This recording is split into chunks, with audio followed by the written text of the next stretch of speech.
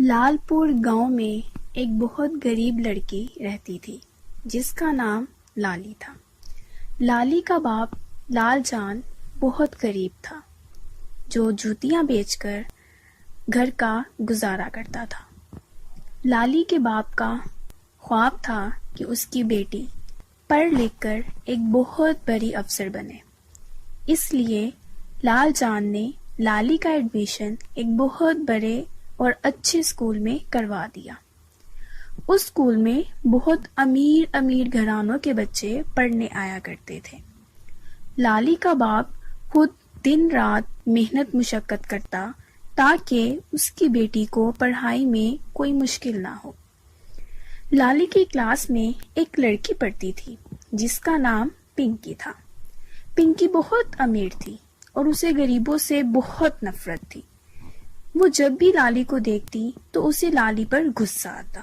वो लाली को कहती, तुम गरीब लड़की हमारे स्कूल में क्या कर रही हो? तुम्हें यहाँ एडमिशन कैसे मिल गया? तुम्हें हमारे स्कूल में बिल्कुल भी नहीं होना चाहिए था, क्योंकि ना तो तुम्हारे पास कोई गाड़ी है और ना ही कोई अच्छा सा घर। तुम तो हमारे स्टेटस की ही नहीं हो। और फिर पिंकी अपने दोस्तों के साथ लाली का बहुत मजाक उड़ाती और कहती, देखो देखो, अब एक जूते बेचने वाले की लड़की हमारे साथ इतने बड़े स्कूल में पढ़ेगी। अरे जाओ जाओ, जाकर कोई घर का काम काज सीखो। इतने बड़े स्कूल में पढ़ना तुम्हारे बस की बात नहीं।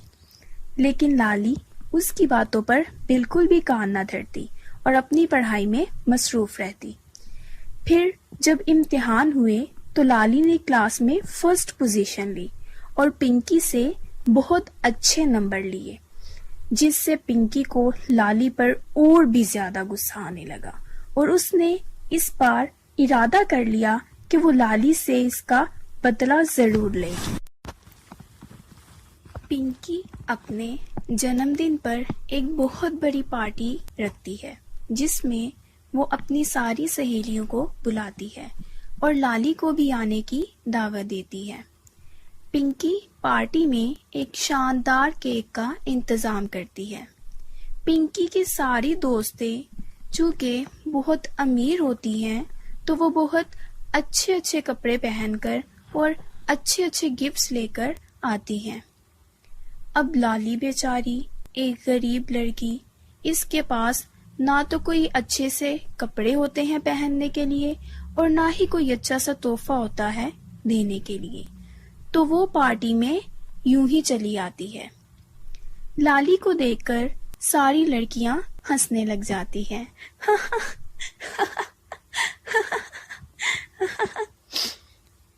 और इसका मजाक उड़ाती हैं, जिसकी वजह से लाली रोने लग जाती है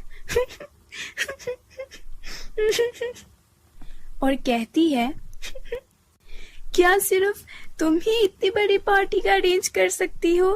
तुम देखना, एक दिन मैं भी इतनी बड़ी पार्टी रखूंगी और तुम्हें उस पार्टी में बुलाऊंगी और इतने ही अच्छे कपड़े पहनूंगी, और फिर देखना, एक दिन मैं ऐसी पार्टी जरूर रखूंगी।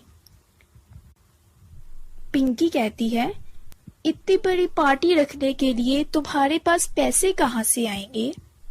लाली रोते हुए घर से निकल जाती है और जब अपने घर पहुंचती है तो रोते हुए माँ से कहती है,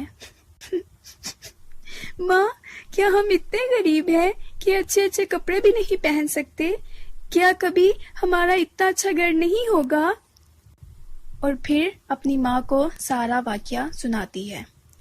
लाली की माँ कहती है, बेटा, हमारे पास इतने पैसे कहाँ कि हम इतनी बड़ी पार्टी रख सके। इतने में वहां पर एक परी आती है जो कि सबको परेशान हाल में देखकर पूछती है, अरे तुम सब लोग इतने परेशान क्यों हो? लाली की माँ सारा वाकया परी को सुनाती है। परी कहती है, तुम्हारे घर में जो चीज सबसे ज्यादा मौजूद है वो मेरे पास ले आओ। लाली की माँ कहती है, परी, लाली के बाप तो जूते बेचकर कमा कर लाता है। हमारे घर में जूते ही सबसे ज्यादा पड़े हुए हैं। परी कहती है, तो जूते ही लेकर आ जाओ मेरे पास।